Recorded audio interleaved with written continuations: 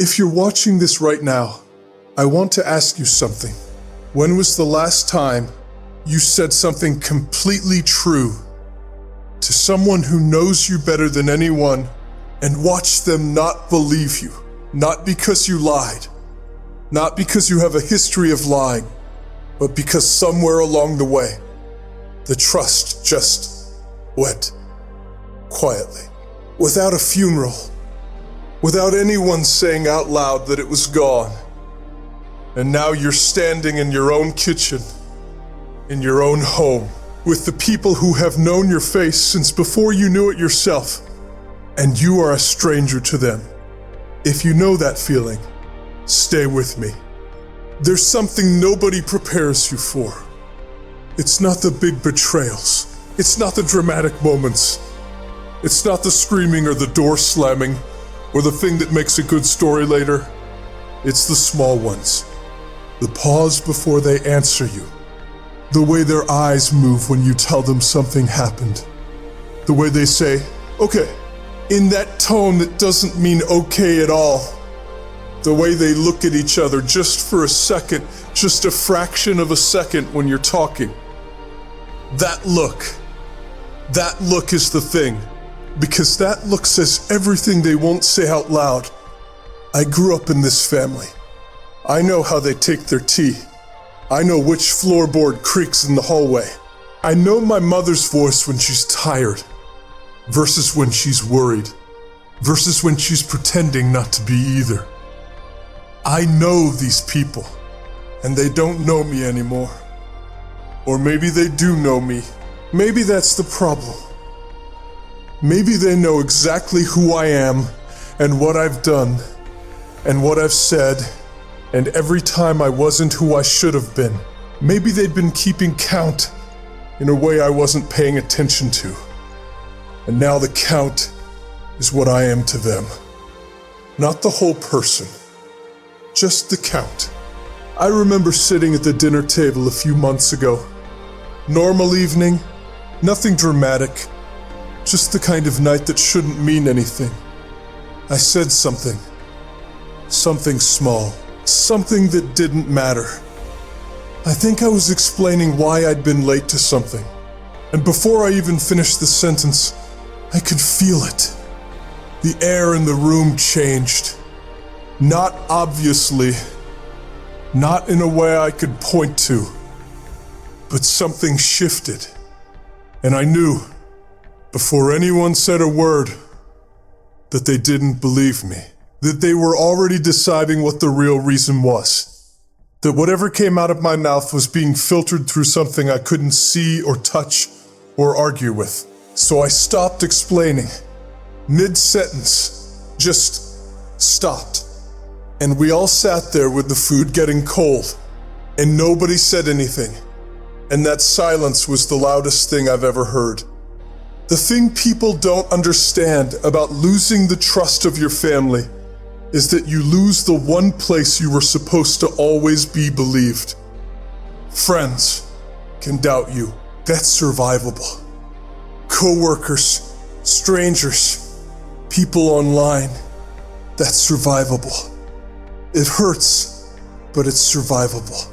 But your family is supposed to be the place where you don't have to prove yourself, where the love comes first and the questions come after, where they know your heart, even when your words come out wrong. And when that's gone, there's nowhere left to go.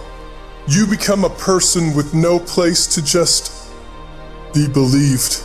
No safe ground. No one who looks at you and thinks, I know this person.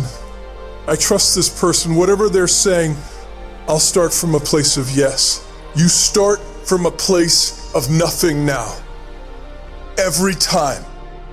What I can't explain to people outside of it is how exhausting it is to perform honesty. Not to be honest. I am honest. That's the thing. I am actually, genuinely telling the truth. But now telling the truth isn't enough.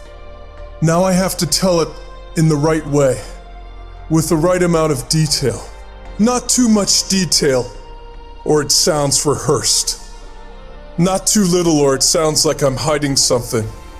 I have to be careful with my face, careful with my tone, careful with where I look and how fast I answer, and whether my voice stays steady, because I'm not just telling the truth anymore.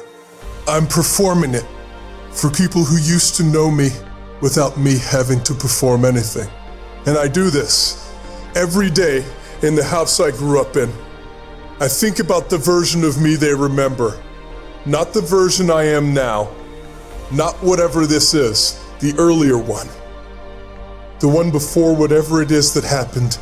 And I wonder if they miss him. I wonder if I miss him. I wonder if that version of me and this version of me are even the same person, or if somewhere in the middle they split into two different people, and the family got the old one, and I got stuck with this one, the one nobody quite believes, the one who has to explain himself, the one who sits very still at the dinner table and chooses every word like he's diffusing something. The hardest part isn't the distrust itself. The hardest part is loving them anyway. Because I do. That's the thing I can't escape. That's the thing that makes all of this so much heavier than it would be with anyone else. I love these people. I would do anything for these people. And they are the same people who look at me and see whatever it is they see now. And I can't be angry about it. Not really. Or I can be, but the anger doesn't go anywhere useful. It just sits there next to the love, and they coexist in a way that makes no sense, and yet makes complete sense, because it's family. And family is the place where the most complicated feelings go to live. I don't know how to fix this. I want to be honest about that.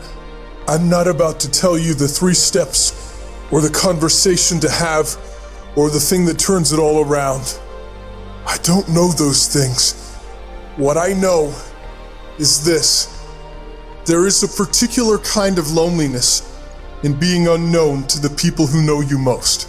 A particular weight in being doubted by the people who should be your first yes. A particular silence in a family dinner where you've stopped explaining yourself because explaining doesn't help anymore. And that loneliness is real.